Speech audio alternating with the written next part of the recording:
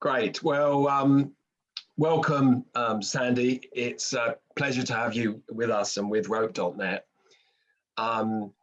Sandy, just as a quick introduction, Sandy Nicoll is an activist, trade unionist and socialist of many years standing. But maybe it's best to get you to introduce yourself, comrade. Just tell us a little bit. I'm the UNISON branch secretary at SOAS. UNISON is the union for what are now termed as professional services staff, what used to be support staff in universities. So that includes departmental office staff, it includes library staff, it includes catering, cleaning, security staff, all the support staff that essentially make the university function outside of the explicitly academic side. And UNISON is the sole representative trade union at SOAS for that group of workers. I've been a branch secretary at SOAS since 1996, so quite a long time now, 25 years. And effectively I've been involved in many campaigns, from standard ones in terms of opposing redundancies, defending terms and conditions, all the way through to a very successful sourcing campaign for cleaning, security and catering staff that we won back in 2018. So, you know, quite a long time inside the sector and quite a long time actually fighting to ensure that workers are treated properly within the sector. Brilliant. Thanks, Sandy. And I'm proud to say that I've been on picket lines and protests with you over the years. Many a time, Neil. So it will be interesting because we're going to focus on the incident with the Vice Chancellor, Professor Habib, and talk about its ramifications. But if I can just ask you directly, Adam Habib, the new VC and head of SOAS, in a much publicized meeting with students, used the N-word. Your branch had an emergency meeting which carried a motion of no confidence. I think the vote was 98%, with 2% abstaining. So feelings were incredibly strong. Can I first of all ask you just quickly for our readers and viewers, just to explain what happened and why your colleagues were feeling so strongly about the incident? What were the arguments? Okay, well, I mean, first of all, Adam Habib officially took up his position, I think, back in July last year, although because of the pandemic, wasn't actually physically to be able to be on campus until January. And in the interim, we had an interim, an interim vice chancellor, for lack of a better term, but clearly, obviously, taking his guidance from Habib back in South Africa. SOAS was facing what they presented as a existential financial crisis, because there's clearly a huge impact predicted in terms of student numbers for the pandemic.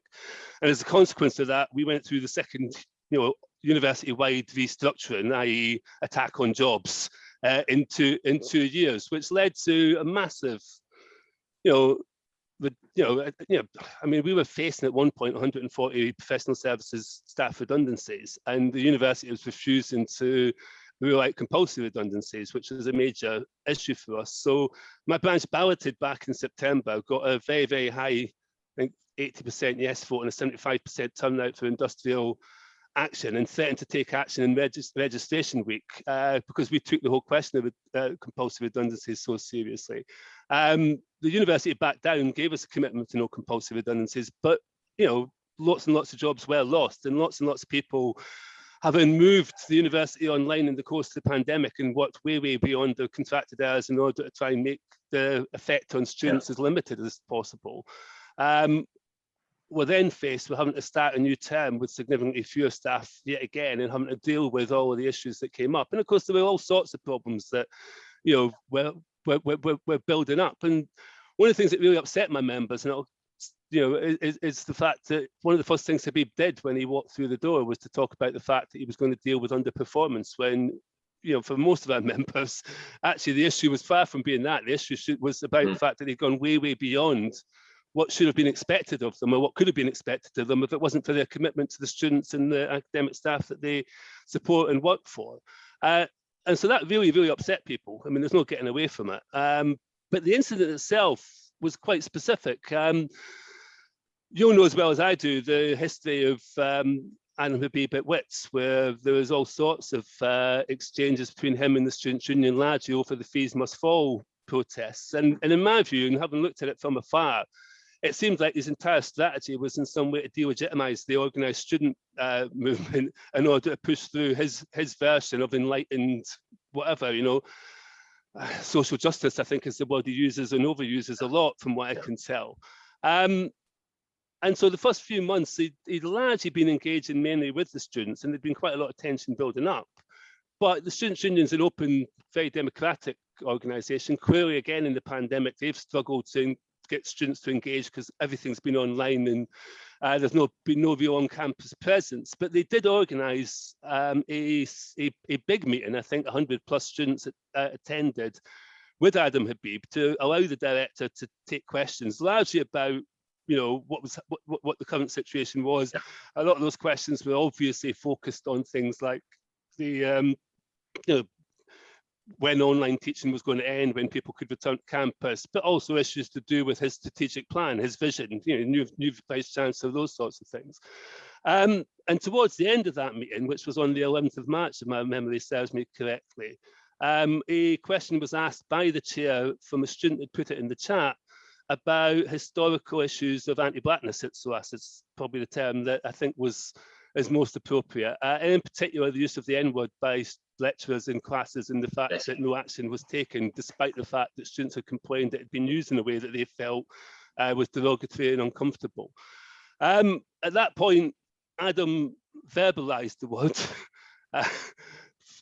quite shockingly, given that there's a, you know, it's one of those words that, you know, you just know, is not a word that non-black people should be using. It's a given. I don't think that's a cultural thing. I think that's a political thing, and Adam's a deeply political person. So I do not understand why he felt the need to do it. At least I think I can explain it, but I don't, you know. But in normal circumstances, it wouldn't have been understandable. He was then called out quite politely, actually, by the chair, who said that he really shouldn't have said that. And I would have expected him to have just apologised and to, you know, whatever.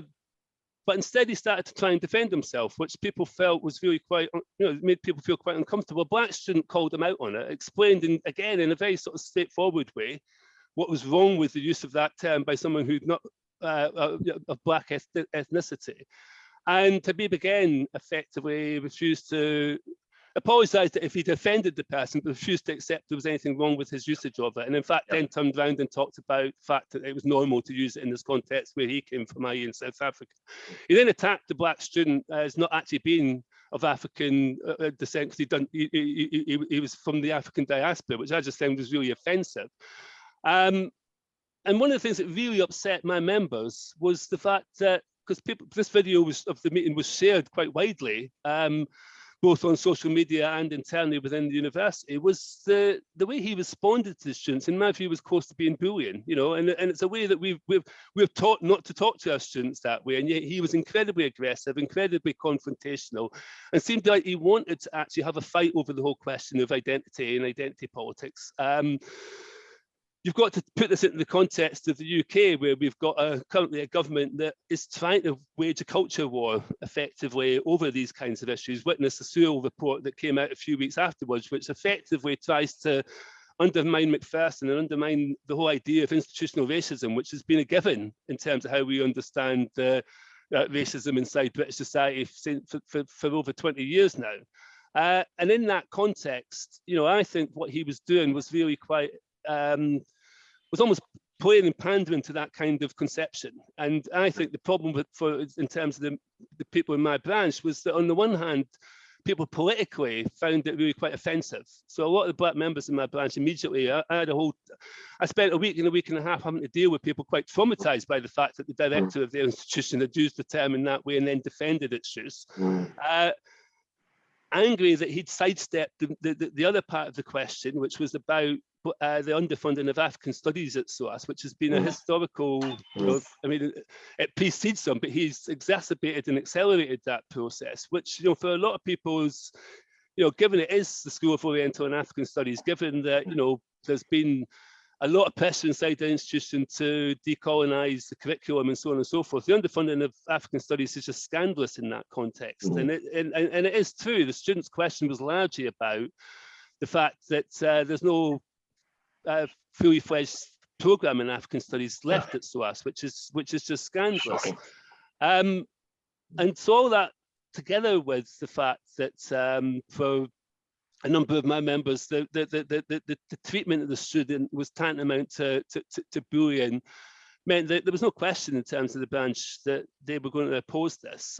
We actually had one of the students that was involved address the meeting to give their perspective, and then had the entire meeting was actually black members of my branch actually explaining how this had impacted on them. And that is part of the reason why I think the vote was as high as it was. It was incredibly well attended, given again the pandemic. It was a very well attended meeting, just under 100 members present. So the vote was actually quite significant. And quite a number of those that couldn't attend had voted, we didn't count them in the figures, but had voted by saying in advance that they were in favour of the motion to call for Habib to effectively to resign. But it was actually a vote of no confidence, to be precise, in his leadership. And in part that's because we know for a long time that there's been an attempt to avoid really confronting the question of racism. I think it's true in every institution. They've been paying lip service for a very long time. There've been a number of student complaints that have gone unanswered, but it's also in the context of job losses and so on, been a number of issues where it's quite clear in terms of staff as well that they're suffering institutional racism at the hands of our universities. So in that context, to have someone that people had lost confidence in on that precisely that question was quite serious. If you're going to deal with it, you know, it's not just another person inside the administration, this is the person leading the institution. And on an issue as important to an institution like SOAS as combating anti-blackness, combating racism, to have someone effectively damaged in the way that he'd done to himself through his conduct in that meeting, I think meant that the no confidence vote was carried on that basis. I don't know if that fully answers your question, Leo. But... No, that's excellent and really useful and informative. Thanks for that, Sandy. Just a comment really on watching the shocking recording of that meeting. My impression was that Habib's use of the N-word was very conscious. And if you consider, I might be wrong, but if you consider the way that he was asked about the use of the N-word by lecturers in the university, he was being intentionally aggressive and provocative in the use of that word. I don't know whether that's your reading of it. I actually agree. I think if you look at what he then went on to write on Twitter in his defence, you could see that he deliberately saw this as a way of actually, creating a confrontation of the question of identity politics, and as opposed, he posits it in the terms of class. I mean, not an understanding of class that I hold, but that's the way he tries to defend it, and it's clear that he wants to effectively take on the mantle of being a defender of the establishment against cancel culture and whatever, and explicitly wants to say that people can use these terms and that this is all to do with identity politics and middle class liberal guilt, rather than actually being a sharp end of a political strategy to confront racism, which for a lot of our students that is what it's actually about. And he I think is deliberately trying to take on that battle. I don't think he understood quite the minefield he was stepping into, but I think his initial response showed that he quite relished that battle, and I think it's a carryover from how he tried to deal with the student movement in South Africa, which was to essentially take it on head on and delegitimize the elected representatives of the student body, describe them as being, essentially as being not representative of the main student body, and try and drive a wedge in that way. And I think he was trying to do something very similar. I think it's exploded catastrophically in his face, but I do agree. I mean, he is he's a clever man, Adam, and nothing like he wouldn't have done that in an accidental way, in my view. I just don't believe it. Yeah, I agree.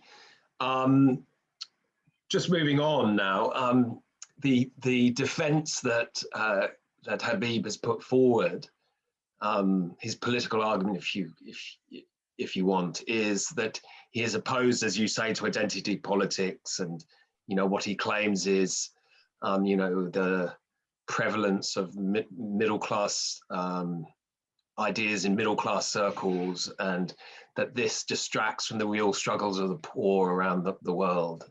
Similar arguments, of course, used in his attack on students in South Africa.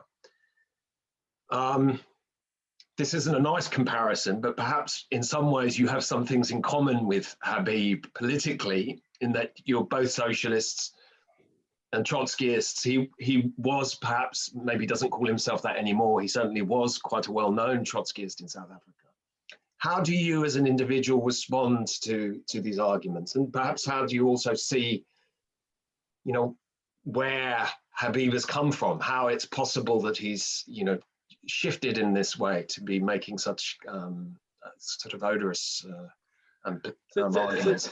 It's a really good question. I mean, obviously, there are a lot of people that call themselves Trotskyists who I wouldn't actually necessarily see myself in the same tradition as. But I suppose my starting point is that, my understanding of what a socialist is, what a Marxist is, and especially one working in the area that I do as a trade unionist, is that we first and foremost are the tribunes of the oppressed. We're not. We don't see class and oppression as being unconnected in that way, and we don't see them as being unimportant. The fight against racism, for example, is fundamental in Britain in terms of any concept of how you change society for the better. And this idea about, effectively trying to remove or trying to sort of separate these struggles out in the way that Habib does, it's not something that I recognise. I don't know where it comes from in terms of that tradition. His own trajectory, I think, is quite interesting. I mean, I think that when you move into university management, as he did, you immediately come under the pressures of others. So even if you go into it with good intention, and we can only assume that he did, you immediately are confronted with the pressures of effectively trying to make these institutions work within the system, which largely means sort of trying to trade off various different things. So, for example, if you want to increase engagement amongst poorer sections of society in South Africa, then how do you do that with an envelope which says you've only got the same budget? Well, one way is that you lower the terms and conditions of the staff that work in the universities. So that's one conflict. The other is that you play one section of that off against another. So, effectively you can end up with elitist concepts of what that means, rather than effectively attempting to transform society as a whole. So there's all sorts of ways you can do it, none of which are going to be satisfactory, because the problem is the funding of these institutions. The problem is the concept of what education means fundamentally, that has to be challenged before you can start to really transform it. So, but once you're in that situation, it's very easy to start making these sorts of compromises, and I think that's what he's done. And they have slowly but surely taken him further and further down a particular road. So when the students confronted him over the fees must fall protests, for example, you had on the one hand him trying to play a clever game with the South African state in terms of getting funding, on the other, him trying to run an institution and him trying to use the students almost like a battering ram on the one hand, but then he wanted to smash it when it got out of his control on the other and sit on it. And of course, we know what happened. He calls the police on the campus. Now, forgive me, but that is not something that I would really associate with anybody identifying as a Trotskyist. It's a scandalous action, and then in and of itself should actually, in my view, make you unfit to lead an institution of higher education. You could then ask the question why SOAS appointed him, and I think in part because he did appear to them to be quite successful in dividing the student movement in South Africa, and I think that's precisely what they brought him into SOAS to do, because it's seen as being an institution with a very strong and militant student base, and I think he was seen as being someone who could potentially come in and create division and actually allow management to push through some of the changes that they want, none of which, in my view, are progressive, no matter what Habib himself believes he wants to achieve. The board of trustees at SOAS are not moving our institution in a progressive direction. You only have to look at the last 10 years, where significant cuts to very important programs which I think are fundamental to what SOAS should be about have been underfunded. Yeah, absolutely. I mean, it's interesting what you say, that it was the ruthlessness that he displayed in South Africa during the Fees Must Fall protests, which of course had worldwide significance, which was what actually attracted SOAS management, senior management, to recruit him, which of course says everything, really. Just two final questions, Comrade. So you described brilliantly that inspiring UNISON meeting and the vote of no confidence. Can you mention something else about the other main union of academics, the university and college union, and just the other component parts of the protest and pressure against Habib? I mean, I would say two things there. First of all, virtually all of the SOAS student union societies have come out against Habib, in the sense of actually calling either for his resignation or for no confidence. The most vocal of those was the African Mind Society, which is what the main Black student society at SOAS, which effectively has been to the fore in demanding that Adam is either resigns or is dismissed by the university. The Students' Union as a whole has come out with that position, and so they've been incredibly active in terms of trying to pursue this. Now, clearly, as I say, it's hard in the circumstances of the pandemic to judge the student mood as a whole, but in the sense that you can see it across the different bodies that represent it, it's fairly clear to me that there's a huge breakdown of trust between Habib and the student body, and I don't see how you can fix this. And I think that's broken for good. UCU, which is the University Lecturers Union, has been a bit more conflicted. I mean, a lot of the problem with the UCU is that a lot of our academics are academics that have got effectively a space in SOAS which is quite unique, and it's very difficult for them to have, to look at potentially having a career outside of our institution because of the nature of what they teach and what they do. And therefore, a lot of them are quite worried about the threats to the institution's future as a whole. And so effectively see this as potentially damaging to the school's reputation and therefore to its potential to be sustainable. And therefore, a lot of them have stepped back from publicly criticising Habib or being vocal in criticising Habib because they're worried in part about the future of the institution. And that's a genuine concern. But actually, I don't think you save institutions by hiding from some of these conflicts. I think you do it by actually taking on the fact that there is a need for what we do, and we need to fight for that to be recognised and to be properly funded, and not to actually bow down to government diktat or to threats of financial pressures in that way. But it has undermined, I think, some of the UCU's response.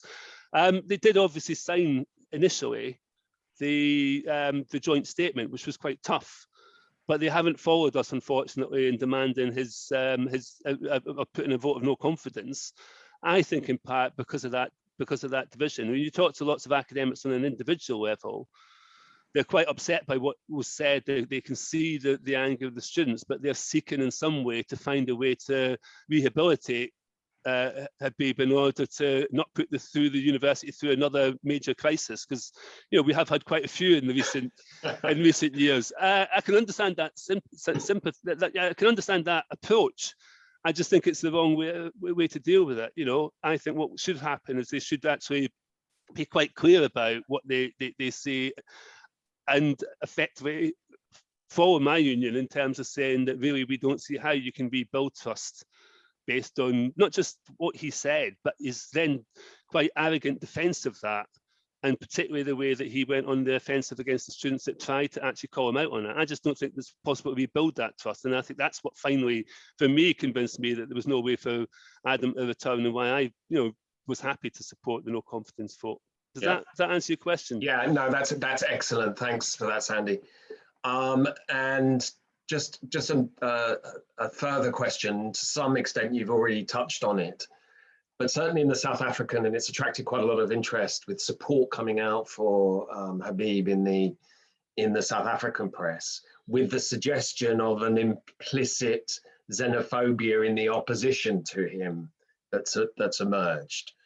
Or if not xenophobia, then at least a failure to sympathize where he's coming from as a member of an ethnic minority himself, among whom, as you'll know from the history of South Africa, the more politically conscious identified with the Black African majority, Steve Biko specifically, in forging a Black identity in opposition to apartheid.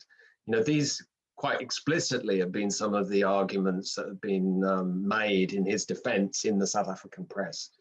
I wonder whether you might want to just touch on some of these arguments. And I would absolutely straightforwardly condemn anybody that attacked Adam Habib on the grounds of his ethnicity or his faith. I just think that it would be totally and absolutely unacceptable. And I have seen on social media comments that I do feel overstep that mark, but that's got nothing to do with the approach of the SOAS students or my union branch to our view of what he's done. It's largely in his role as the director, vice chancellor of the university that we effectively believe he needs to be challenged. I do understand the complexities in terms of the South African context, and I do understand that but you know, I'd say people can also use that to try and deflect criticism, which is legitimate criticism, and I think that's what's happening here.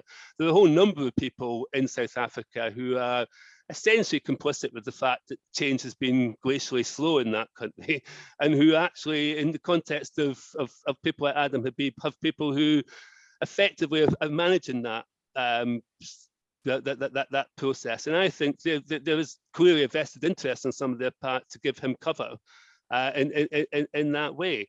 And you know, and I have zero time for that as well. You know, so no, of course, I completely condemn any attempt to use his ethnicity or his faith against him. You know, I do think the issue here is a really straightforward one. The issue here is, has Adam Habib shown in the time he's been at SOAS that he is someone that can be trusted to lead the university in a way that actually takes it forward on one of the major issues it faces, which is essentially the anti-racist agenda? And the answer to that's no. And that's a simple reason why I feel that he's, you know, effectively someone that I have no confidence in, my branch has no confidence in, from what I can tell, the student body's got no confidence in, and therefore I'm not sure how that is something that can be sustained going forward. And therefore you know, we shall see. I do believe there are quite powerful forces in the university that still want to rehabilitate Adam.